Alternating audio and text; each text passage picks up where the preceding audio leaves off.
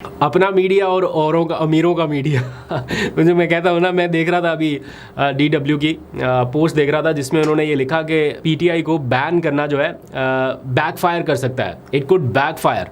तो उन्होंने जो उसकी रीजनिंग लिखी है, डिटेल्स लिखी है, अगर आप चाहें तो पढ़ सकते हैं, बहुत ज़्यादा डिटेल में यहाँ नहीं डिस्कस करता, लेकिन उन्होंने कहा कि ये फैसला ठीक नहीं है, ये बैकफायर कर सकता है। हमारा जो लोकल मीडिया है वो भी, मैंने इससे पिछले व्लॉग में आपको एक पूरा डॉन का इदारिया पढ़ के बताया कि वो क्या समझ रहे हैं कि किस तरह से ये फैसला सरासर गलत है। लेकिन कुछ है हमारा जो जिसके ऊपर मैंने फोकस दिया ना, और हमारा मीडिया, वो उसमें वो लोग आते हैं जो बगैर कुछ सोचे समझे, जिनका बस काम है या तो जो भी चीज़ होगी ना उन्होंने ये लिखना है ख़त्म शुद्ध, बस दैट्स इट, ख़त्म, इससे आगे तो बात ही कोई नहीं है। 2 साल से लिखते आ रहे हैं ख़त्म शुद्ध ख़त्म शुद्ध ख़त्म शुद्ध, अभी तक ख़त्म नहीं हुई।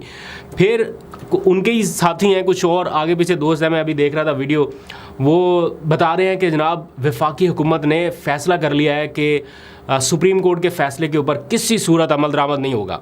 और वो कहते हैं कि बेशक तौहीन अदालत लगती है तो लग जाए। हम बतौर सहाफ़ी आपको बता रहे हैं कि हुकूमत ने यह फ़ैसला कर लिया कि वो सुप्रीम कोर्ट के फ़ैसले पर अमल दरामद नहीं करेगी, क्योंकि ऑब्वियसली अगर तौहीन अदालत की कार्रवाई इनिशिएट करनी है, किसने करनी है? सुप्रीम कोर्ट के चीफ जस्टिस की जानिब से इनिशिएट होनी है। तो वो कहते हैं कि बेशक तौहीन अदालत लग जाए तो वो नहीं होगी।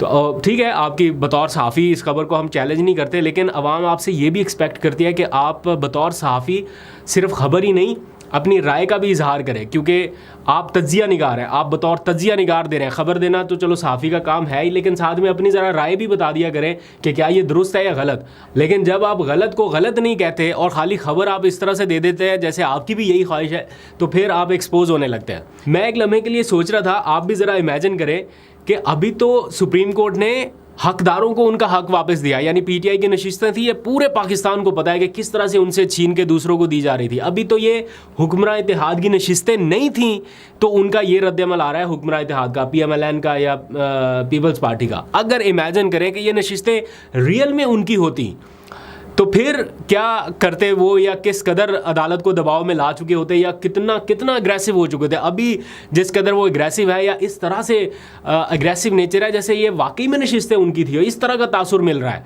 हालांकि थी तो ये PTI की या सुन्नी इत्तेहाद कौंसिल की, दोनों में से किसी एक के पास जानी थी।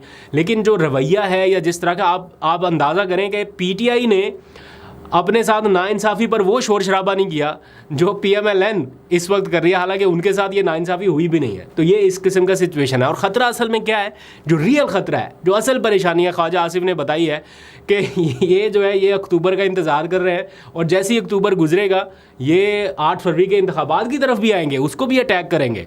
तो ये ख़तरा ख्वाजा आसिफ को क्यों है? उनको 8 फरवरी के इंतखाब से क्या परेशानी है? अगर वो जेन्युइन जीते हुए हैं, फॉर्म 47 नहीं है, तो उनको क्या परेशानी हो सकती है?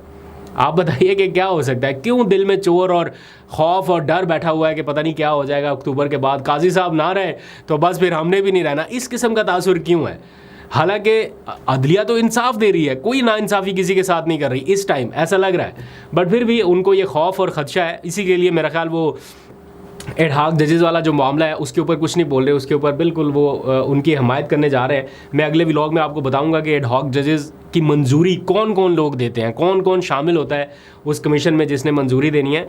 बहरहाल अभी तक की जो आखिरी इतलात है, 2 जजेस मान चुके हैं, एक जज साहब ने इनकार किया और एक जज साहब के हाँ या ना का अभी तक इंतज़ार बाकी है। और कुछ ज़राए ऐसा बताते हैं जो क्लोज़ टू सुप्रीम कोर्ट और अदलिया को कवर करने वाले जो रिपोर्टर्स हैं, वो ये कह रहे हैं कि जस्टिस बाकर नजफ़ी भी इंटरेस्टेड नहीं है। अभी तक उनकी तरफ से कोई वाज़ेह जवाब नहीं आया, जैसे आएगा वो भी आपसे शेयर कर लेंगे।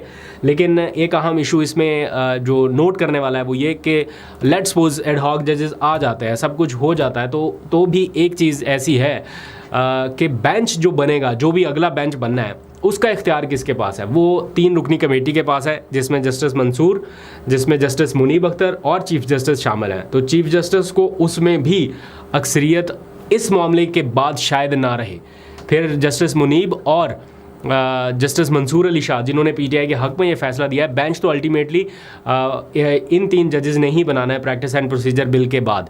तो उसमें बेशक 8 एडहॉक जजेस और ऐड कर ले, तो बेंच जो बनाया जाना है उसकी कंपोजिशन क्या होगी, कौन बताएगा? ये फ़ैसला फिर अक्सरियती जजेस ही कर पाएंगे। बहरहाल अगर फुल कोर्ट की तरफ गया तो फिर एडहॉक जजेस डेफिनेटली शामिल हो सकते हैं उसमें, लेकिन ये बहुत दूर की बात है, अभी तो काफ़ी प्रोसेस बाकी है।